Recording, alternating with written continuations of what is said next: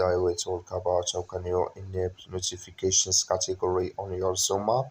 So you just follow these ways, then it's going to work with you. All you have to do in the first, so you just go here above your photo profile, click on it here. So then it's going to take you to your profile. It's going to show for you like this here. Just click here on settings. So then it's going to take you to this list here. Click here on here general here, or you just click on notifications and sounds. It's going to take you to this list. Click here on manage notification settings.